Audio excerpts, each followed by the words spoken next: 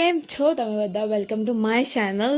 તો આજે હું રેડી થઈને સવારમાં જવાની હતી બહાર. આજે અમારે બધાને જ બહાર જવાનું હતું, તો હું થોડી રેડી થઈ ગઈ. તો કોપીરાઇટના ઇશ્યુના લીધે મારે આ મ્યુઝિક ઓફ કરવું પડે છે. તો કંઈ નહીં, વાંધો નહીં, તમને મારા ઇન્સ્ટામાં મ્યુઝિક સાથે જોવા મળી જશે, તો જોઈ લેજો તમે ત્યાં જ. ઓકે.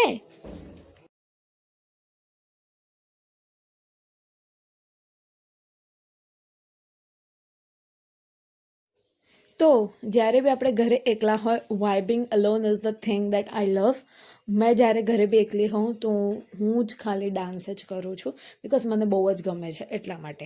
પછી હું નીકળી ગઈ બહાર જવા માટે. તો બહાર જતાં અમારી જૂની સ્કૂલ છે. બાય ધ વે, હું એક્ટિવા પર કેવી લાગતી હતી તમને ખબર છે? જસ્ટ ફોર ફન ગાઈસ, ચાલતું રહે. પછી અમે લોકો આવી ગયા તમારી માસાના પાઠશાળામાં. તો ત્યાં અમારું જમવાનું હતું આજનું. તો ફટાફટ અમે બધાએ જમી લીધું. તમે જોઈ શકો છો અમારી આખી જ ફેમિલી છે. પછી ત્યાંના ટીચર્સ ને બધા જ અમારા સાથે બેસીને અમે ફટાફટ જમી લીધું. ત્યાંના કોઈ સ્ટુડન્ટો બી હતા.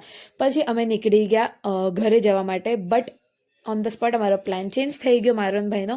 તો અમે ફટાફટ ખાધ્યા પછી કોક પીવી ખાવાનું પચાવવું પડે. પછી હું ફટાફટ મસ્ત ઘણા જંગલોના રસ્તેથી અમે નીકળી ગયા હતા મેબદા પીરના મંદિરે જવા માટે. તો એ મંદિર એકદમ બહુ મસ્ત ખેતરોના વચ્ચે છે. તમે જોઈ શકો છો તો કેટલું મસ્ત ખેતર છે, તમે જુઓ. પછી અમે પહોંચી ગયા મંદિરે.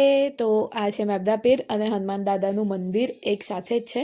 આ મેબદા પીર દાદા છે અને આના આગળ હનુમાનજીનું મંદિર છે. તો અમે ફટાફટ દર્શન લીધા અને અમે નીકળી ગયા ઘર માટે. તો જોઈ શકો છો મંદિરને. પછી મસ્ત વ્યૂ જોતા અમે લોકો 5 મિનિટ ઊભા રહ્યા, પછી નીકળી ગયા ઘરે. હું લઈને આવ્યો છે? દાબેલી. બતાય તો ખરી. ખવડો? હા, ખવડે. મન ના ખવડે. જોયું તો દાબેલી લઈને આવ્યો છે. ભૂખડો સાલો. પછી મોન હિતુને બહાર ગયા. તો મેં હિતુની ડ્રાઇવિંગ બહુ જ ખતરનાક છે. તો મેં કીધું તારા પાછળ મારે બેસવું હોય ને તો મારે 108ને પહેલાં ફોન કરીને રાખવો પડશે. એના સાથે બાય મળીને નેક્સ્ટ વ્લોગમાં. જય માતાજી.